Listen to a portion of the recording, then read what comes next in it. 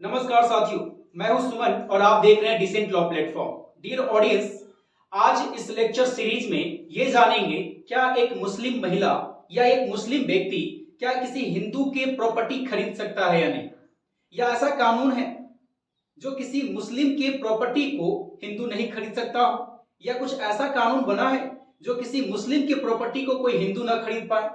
अब सोचिए, भारत जैसे देश में जहां एकता और अखंडता की बात की जाती है और यहां पर इस तरह की भेदभाव, यहां पर रिलीजन को लेकर के कि आप मुस्लिम धर्म के हैं इसलिए आपको संपत्ति नहीं दिया जाएगा, अगर आप हिंदू धर्म से हैं इसलिए आपको संपत्ति नहीं बेचेंगे, क्या इस प्रकार के कानून होना चाहिए? अब आपके जहन में आ रहा होगा क्या सर सच में ये कानून है? तो डियर ऑडियंस, इस कानून को जानने से पहले आपको सबसे पहले यह जानना होगा कि पूरी घटना क्या है। अगर आप इस कानून को जानना चाहते हैं, अगर इस सच्चाई को जानना चाहते हैं तो आपको इस घटना को सुनना होगा।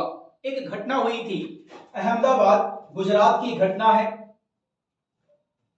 ये घटना में क्या हुई कि एक महिला थी मुस्लिम, एक मुस्लिम महिला एक हिंदू महिला के साथ बातचीत करती है जमीन खरीदने संबंधित, यानी मुस्लिम महिला को जमीन खरीदना था और इस हिंदू महिला को ये अपना जमीन जो है, ये जमीन है, आप लोग देख पा रहे हैं, ये जमीन है, ये जमीन बेचना चाहिए। इन दोनों के बीच में बातचीत होती है। बातचीत होने के बाद जैसा आपको पता है कि कुछ टोकन मनी दिया जाता है, तो ये मुस्लिम महिला कुछ टोकन मनी जो है इस हिंदू महिला को दे दी। जब हिंदू महिला को टोकन मनी दे दिया गया, अब बात आई रजिस्ट्री करने की। रजिस्ट्री के दिन से पहले ही कुछ लोगों ने, चूंकि ये हिंदू महिला का जो प्लॉट था, ये जो प्लॉट है, ये जो एरिया था, ये जो इलाका था, ये हिंदू क्षेत्र था। कौन क्षेत्र था? कौन क्षेत्र था? हिंदू क्षेत्र। डियर ऑडियंस, ये हिंदू क्षेत्र था। अब ये महिला इस प्लॉट को खरीदना चाही जो कि हिंदू क्षेत्र में पड़ता है। तो आसपास के जो हिंदू थे, आसपास के जो हिंदू थे, कुछ लोगों ने इस पर अड़चन लगा दी और जाकर के जिला ऑफिस में यानी कलेक्टर के यहां जाकर के एक प्रतिवेदन दे दी, एक एप्लीकेशन दे दिया। एप्लीकेशन में यह कहा कि एक हिंदू महिला एक मुस्लिम महिला को जमीन बेच रही है जिससे आपसी मतभेद होने की संभावना है। जिला कलेक्टर ने इस प्रतिवेदन को स्वीकार करते हुए वहां पर उस जमीन को सील कर दिया, यानी कि अब इस जमीन को सील कर दिया, ये जमीन हो गया सील। अब ये हिंदू महिला अपना जमीन को नहीं बेच सकती मुस्लिम महिला के साथ। अब आपके मन में एक सवाल आएगा, कैसा डीएम था? डीएम किसी के पर्सनल प्रॉपर्टी को कैसे रोक सकता है? ये आपके जहन में सवाल आ सकता है कि सर अगर मेरी प्रॉपर्टी है, मेरी इच्छा, मैं चाहूं हिंदू को दूं, चाहे मुस्लिम को दूं, चाहे पारसी को दूं, चाहे ईसाई को दूं, चाहे सिख को दूं, चाहे यहूदी को दूं, आप किसी भी धर्म के व्यक्ति को आप बेच सकते हैं अपना जमीन, स्वतंत्र है आप बेचने के लिए। क्या धर्म के आधार पर अपना जमीन सेल करेंगे आप? क्या कोई व्यक्ति अपने धर्म के आधार पर किसी से जमीन खरीदेगा? आप हिंदू है तो जमीन खरीद पाएंगे और अगर आप मुस्लिम है जमीन नहीं खरीद पाएंगे क्या? ऐसा नियम है क्या? डियर ऑडियंस, इस पूरी घटना को समझिए। डीएम ने तो प्रतिवेदन स्वीकार करके सील कर दिया जमीन को, इसलिए क्योंकि कुछ लोगों का कहना था कि ये हिंदू क्षेत्र है और यहां पर एक मुस्लिम आ जाएगा जिससे सामंजस्य जो है बिगड़ जाएगी। डीएम ने ये जो किया, ये कैसे किया? क्या डीएम के पास ऐसा अधिकार था? समझिएगा, गुजरात में, गुजरात में 1985 में, समझिएगा कहानी को, गुजरात में 1985 में दंगा हुआ था। अब इसमें क्या हुआ कि इस 1985 के में लगभग उस दंगा में 220 लोगों के आसपास मारे गए, सैकड़ों लोग जो है घायल हो गए और लाखों लोग जो है इधर उधर हो गए। जैसे उस दंगा में हुआ ये कि कुछ मुस्लिम परिवार जो थे मुस्लिम के टोली में जाकर बस गए, हिंदू परिवार जो थे वो हिंदू की टोली में जाकर बस गए। अब उसी समय 1986 में ये एक्ट आता है जिसका नाम है, एक्ट का नाम है डिस्टर्ब एरिया एक्ट। 1986। ये कानून 1986 में बना था, लेकिन अब ये कानून जाना जाता है, उस समय ये कानून केवल और केवल, चूंकि ये दंगा जो हुआ था गुजरात के कहां हुआ था, अहमदाबाद में हुआ था, गुजरात के अहमदाबाद में हुआ था, इसलिए 1986 में ये कानून केवल और केवल अहमदाबाद के लिए बनाया गया था। ये कानून केवल और केवल अहमदाबाद के लिए बनाया गया था 1986 में, लेकिन इसी कानून को लागू कर दिया गया पूरे गुजरात स्टेट पर, पूरे गुजरात क्षेत्र पर।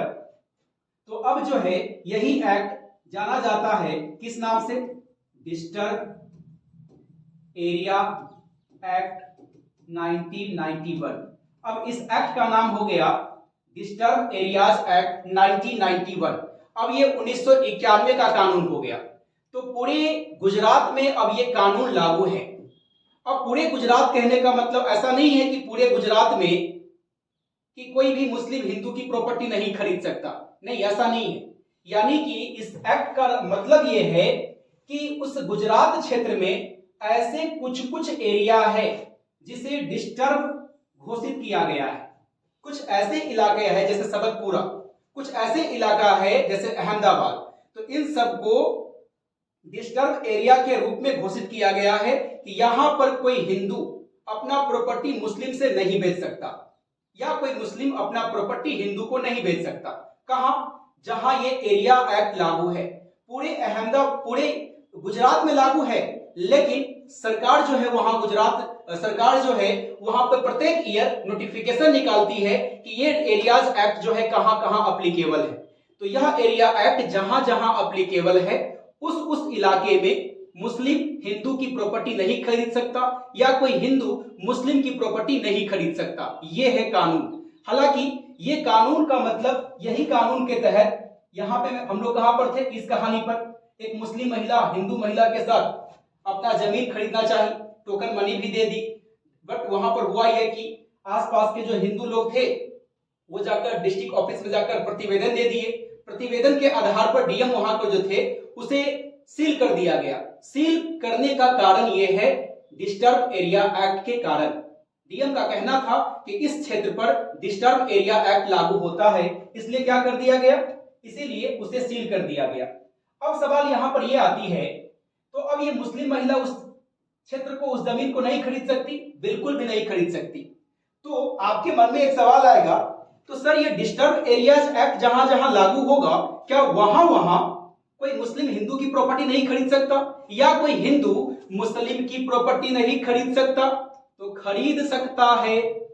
याद रखिएगा, जहां ये एक्ट लागू है वहां भी कोई हिंदू मुस्लिम की प्रॉपर्टी खरीद सकता, और वहां भी कोई हिंदू मुस्लिम की प्रॉपर्टी खरीद सकता, और मुस्लिम भी हिंदू की प्रॉपर्टी खरीद सकता। कब? तो जब भी जहां डिस्टर्ब एरिया एक्ट लागू होगा वहां पर कोई मुस्लिम किसी हिंदू को प्रॉपर्टी बेच सकता है, या कोई हिंदू मुस्लिम को प्रॉपर्टी बेच सकता है। कब? तो जब डीएम का आदेश होगा तब, यानी कि कलेक्टर साहब से, डीएम साहब से जाकर के आपको आदेश लेना होगा, और अगर डीएम साहब आदेश दे देते हैं, डीएम को अगर ऐसा लगता है कि ये उचित है, तो जाकर के क्या होगा, तब जाकर के आपको जमीन खरीदने में कोई दिक्कत नहीं होगी, आप खरीद सकते हैं। लेकिन जब तक कलेक्टर साहब का आदेश नहीं होगा तब तक उस क्षेत्र में जहां पर ये एक्ट लागू है वहां पे कोई हिंदू किसी मुस्लिम का संपत्ति या कोई मुस्लिम हिंदू का संपत्ति नहीं खरीद सकता। तो कुल मिलाकर के ये है कहानी। ये पूरे इंडिया पे लागू नहीं है, ये एक्ट पूरे इंडिया पे लागू नहीं है, ये एक्ट केवल गुजरात क्षेत्र में, गुजरात के कुछ क्षेत्र पे लागू है। जिस क्षेत्र को डिस्टर्ब एरियाज घोषित किया गया है उसी क्षेत्र पर यह कानून लागू है। तो ये पूरे भारतवर्ष में लागू भी नहीं है, और अगर ऐसा हो तो धर्म के आधार पर कोई व्यक्ति जमीन बेचेगा तो ये कहीं से भी उचित नहीं है। ये आर्टिकल 14 और 15 का उल्लंघन माना जाएगा। तो डियर ऑडियंस, उम्मीद है कि इस छोटे से लेक्चर के माध्यम से आपको ये पूरी कहानी समझ में आई होगी। तो आज के लिए इतना ही, फिर मिलते हैं लॉ के किसी विशेष टॉपिक के साथ। तब तक के लिए दीजिए इजाजत। तहे दिल से थैंक यू।